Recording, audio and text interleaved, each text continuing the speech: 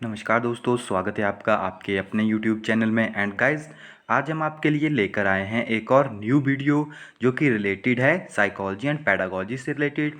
आज हमारा जो चैप्टर है वो है इवैल्यूएशन ऑफ लर्निंग। कल हमने इससे रिलेटेड सारी की सारी थ्योरीज आपके साथ स्टडी कर ली थी।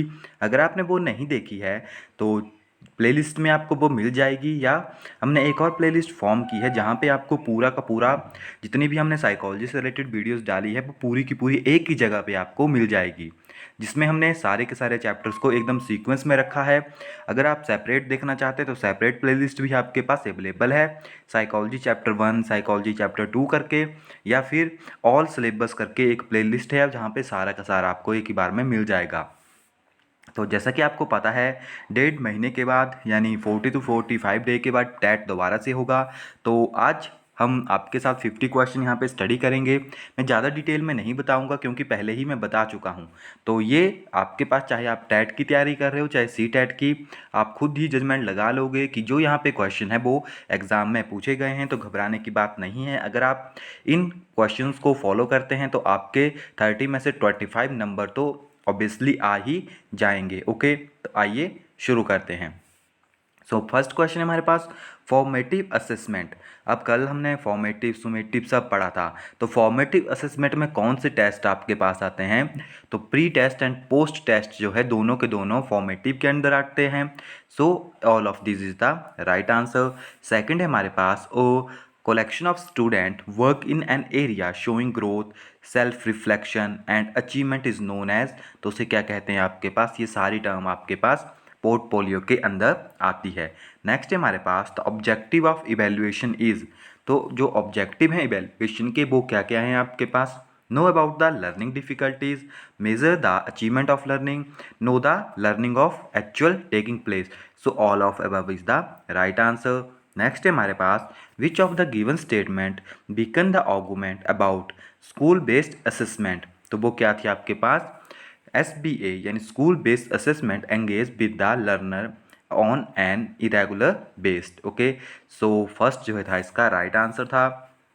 नेक्स्ट है हमारे पास, school based assessment focus on. तो वो इन सभी के ऊपर फोकस करती है। Diagnosis the deficiency in learner, taking appropriate remedial measurement, continuously develop the skill and competence of the learner. So all of above is the right answer. Next है हमारे पास, an environment for quality learning is not assisted by. जो quality learning है वो किसके द्वारा नहीं की जाती? Making the learner knowledgeable by understandable way. Second जो है इसका राइट आंसर है। नेक्स्ट है हमारे पास, consider the statement given below and evaluate. आपको यहाँ पे बताना है which of the statement given above is correct. तो फर्स्ट है, measurement is education is to collect information for evaluation, evaluation is done at end of the task, या evaluation is completely different from measurement. तो कौन सी statement यहाँ पे true है आपके पास and कौन सी स्टेटमेंट जो यहाँ पे आपके पास फॉल्स है? तो जो फर्स्ट स्टेटमेंट है आपके पास वो यहाँ पे ट्रू है, एंड बाकी दोनों की दोनों स्टेटमेंट जो है आपके पास रॉन्ग है। Okay, so only one is the right answer. Next है हमारे पास, सुमेटिव असेसमेंट। जो सुमेटिव असेसमेंट है वो कौन सी नहीं है यहाँ पे? तो आपको पता है सुमेटिव असेसमेंट एकदम लास्ट में ली जाती है। So it take place at the end of the period, सही है। It tends to have the least impact on improving and individual study understanding और परफॉर्मेंस, ये भी सही है। Learning should be given opportunity to redemonstrate their understanding when the feedback has been understood and acted upon. तो ये गलत है क्योंकि ये फीडबैक के लिए यूज़ नहीं की जाती है। नेक्स्ट है हमारे पास, स्टडी। आपके पास यहाँ पे स्टेटमेंट है रिलेटेड टू सुमेटिव, एंड आपको यहाँ पे बताना है कि कौन सी स्टेटमेंट जो है आपके पास, select the correct answer. Correct statement आपको यहाँ पे सिलेक्ट करनी है। तो अगर आप देखोगे, so formative assessment can be summative also, तो ये तो टोटली रॉन्ग है, दोनों के दोनों डिफरेंट है। Summative assessment is not as comprehensive as formative assessment, ये सही है। There is hardly any difference between formative and summative assessment, ये भी गलत है। तो केवल आपके पास सेकंड स्टेटमेंट जो यहाँ पे सही है। नेक्स्ट है हमारे पास, which of the statement given below school based assessment, यानी SBA स्टेटमेंट कौन सी ट्रू है आपके पास, ये पूछा गया है। It is a multi dimensional and child centred. तो ये तो आपके पास सही है। And it is traditional system of evaluation, ये भी सही है। It is transparent in nature, ये भी आपके पास गलत है। ओके, ये ट्रांसपेरेंट नहीं है।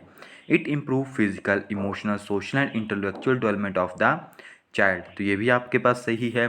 तो first, second and fourth statement जो है आपके पास यहाँ पे सही है। नेक्स्ट चलते हैं, the term comprehensive evaluation implies. अब कंप्रीहेंसिव इवैल्यूएशन कहाँ यूज़ की जाती है? For evaluation of scholastic and co scholastic aspect of pupil growth. Okay, कल हमने सोशलिस्ट एंड को सोशलिस्ट को डिटेल में स्टडी किया था, तो आप थ्योरी देख सकते हैं एंड वहाँ से समझ सकते हैं कि सोशलिस्ट क्या होता है, को सोशलिस्ट क्या होता है आपके पास। नेक्स्ट है हमारे पास, Christina took her class for a field trip and after come back she discussed the trip with her study. It may connoted, जो आपके पास एक ट्रिप के ऊपर गई थी क्लास, बाद में जब वो वापस आए तो उन्होंने स्टूडेंट्स के साथ ट्रिप के बारे में डिस्कस किया। तो ये किस चीज़ को आपको जो है बता रहा है, किस चीज़ को डिनोट कर रहा है? यहाँ पे तो इट में डिनोटेड होगा, यहाँ पे थोड़ा सा मिस्टेक है। तो वो आपको करा है असेसमेंट ऑफ लर्निंग, कि जो उन्होंने देखा वो उन्होंने जब वहाँ से क्या क्या उन्होंने असेस किया, कितना उन्होंने जाना ट्रिप के बारे में, कि हम कहाँ गए थे, क्या वहाँ पे एक्टिविटीज़ हुई।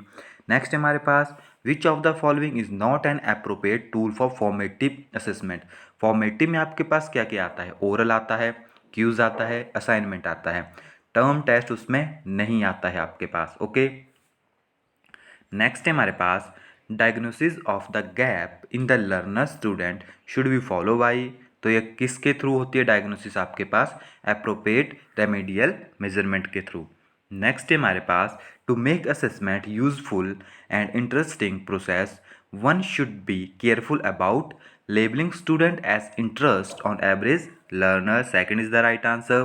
The purpose of evaluation is, evaluation का क्या मीनिंग होता है? आपके पास दो टर्म थी, one is assessment, second is evaluation. तो इवेल्युएशन क्यों की जाती है आपके पास? To provide feedback on the extent to which we have been successful in imparting education for a productive life. D जो है इसका राइट आंसर है।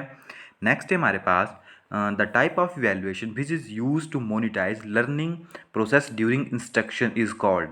तो इसे क्या कहते हैं हम? ये आपके पास फॉर्मेटिव इवेल्युएशन के अंडर आपके पास आती है।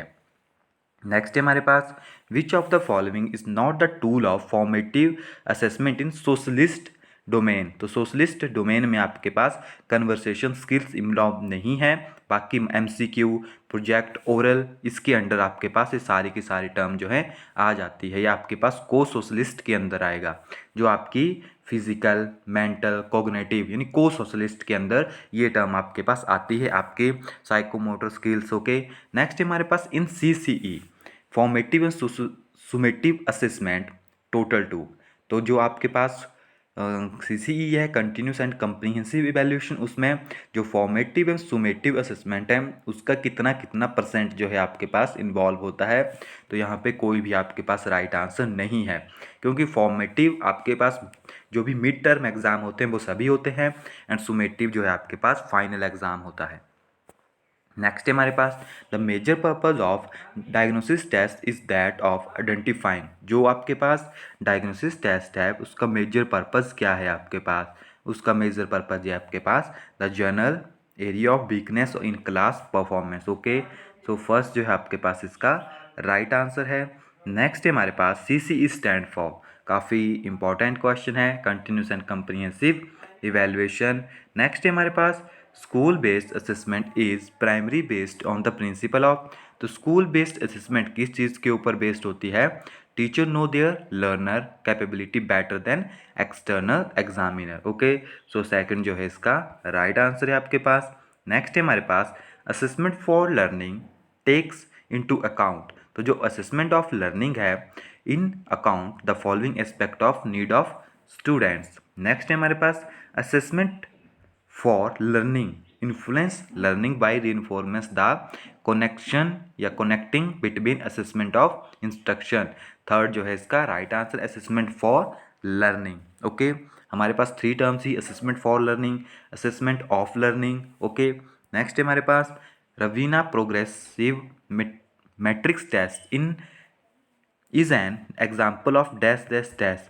तो जो आपके पास रावंस प्रोग्रेसिव मैट्रिक्स टेस्ट है तो किस चीज़ का एग्जाम्पल है, वो है आपके पास कल्चरल फ्री आईक्यू का।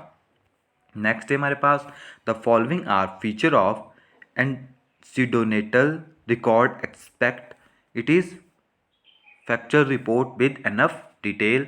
नेक्स्ट है हमारे पास among of the following which can not be the part of CCE, कौन सा जो है CCE का पार्ट नहीं है। पेरेंट्स टीचर मीटिंग जो है आपके पास कंटिन्यूस एंड कम्प्रीहेंसिव इवेल्यूशन का पार्ट नहीं है। नेक्स्ट है हमारे पास all of the following promote assessment as learning aspect testing student as frequently possible. ये स्टेटमेंट यहाँ पे ट्रू नहीं है, बाकी सारे के सारे जो हैं इसके पार्ट हैं। ओके, नेक्स्ट है हमारे पास when a cook taste a food during cooking it may be skin to या अस्किंग टू। तो ये किस चीज़ के ऊपर जाता है, असेसमेंट फॉर लर्निंग। यानी अगर कोई काम होता है उसके बाद हम उसको चेक करते हैं तो वो असेसमेंट फॉर लर्निंग के अंडर आपके पास आता है। ओके, अगर आप देखोगे assessment of learning, assessment as learning, ये कॉमन टर्म्स हैं, बट असेसमेंट फॉर लर्निंग जो है इसका राइट आंसर होगा। नेक्स्ट है हमारे पास continuous and comprehensive evaluation emphasis. तो ये किस चीज़ के लिए यूज़ की जाती है, for how learner can be observe या observed record and improve upon. Okay, next है हमारे पास स्कूल बेस्ड असेसमेंट। तो स्कूल बेस्ड असेसमेंट किसके लिए है, helps all student learn more enough या through diagnosis. D is the right answer.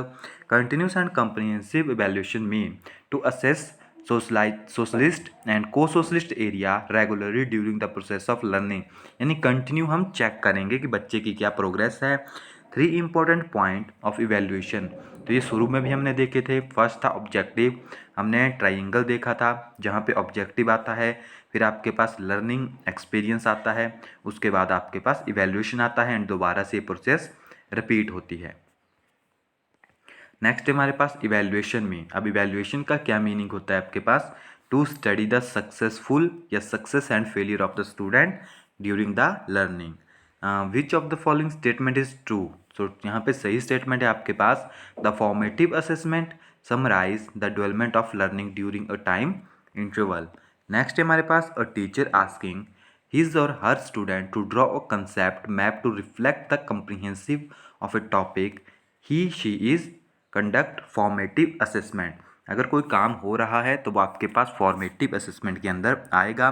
School based assessment was introduce to ensure the holistic development of all the subject. School based assessment किसके लिए होती है आपके पास, ensure the holistic development of all the students. Okay, next है हमारे पास which of the following statement is not correct about continuous and comprehensive evaluation.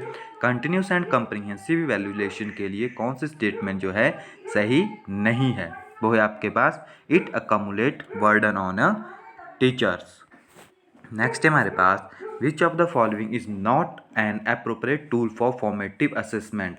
तो फॉर्मेटिव असेसमेंट के लिए टर्म टेस्ट, ये क्वेश्चन पहले भी आपके पास आ चुका था। नेक्स्ट है इवेल्युएशन इन साइंस, तो वो किसके लिए होती है आपके पास, should be an integral part of all activities. Next है हमारे पास a teacher collect and reads the work of class then plan to adjust the next lesson to meet student needs he she doing. तो ये भी आपके पास assessment for learning के लिए सारा का सारा काम है। नेक्स्ट है हमारे पास teachers who work under school based assessment feel a sense of ownership of for the system. So fourth जो है इसका राइट आंसर है। नेक्स्ट है हमारे पास school based assessment it help to improve learning by providing a constructive feedback. So third जो है इसका आपके पास राइट आंसर है। नेक्स्ट है हमारे पास assessment for learning it foster motivation. Okay, next है हमारे पास which one of the following is not suitable formative assessment task that is called ranking the studies या स्टूडेंट्स।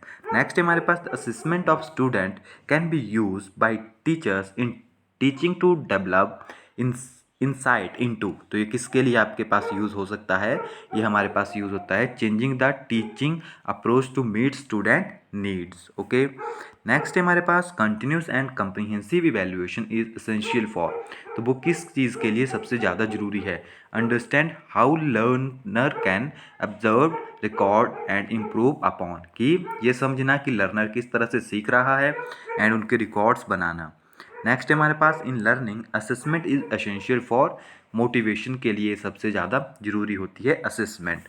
नेक्स्ट है हमारे पास which of the following assessment practical will bring about the best in student, तो ये best क्यों है student के लिए, क्योंकि ये when conceptual change and student alternate solution are assessed through several different method for the assessment, अगर बच्चे को समझ नहीं आ रहा है तो उसको डिफरेंट डिफरेंट मेथड से हम समझा सकते हैं, डिफरेंट डिफरेंट एक्टिविटी में पार्टिसिपेट करवा के। ओके, नेक्स्ट है हमारे पास diagnosis of the gap in the learner student should be follow, तो ये तो पहले भी हमने कर लिया है, कुछ क्वेश्चन बार बार जो है रिपीट हो जाते हैं, तो एप्रोप्रिएट रेमेडियल मेजरमेंट। एंड एक क्वेश्चन यहाँ पे एक और इम्पॉर्टेंट है, assessment by only paper pen, अगर आप पेपर पेन के द्वारा असेसमेंट करते हैं तो वो किस चीज़ में आपके पास आती है, काफ़ी कॉमन क्वेश्चन है और काफ़ी टाइम एग्जाम में पूछा जाता है, तो वो किस चीज़ के अंडर आपके पास आती है, वो आपके पास आती है लिमिट या लिमिट्स असेसमेंट, क्योंकि पेन पेपर जो है एक लिमिट तक जो है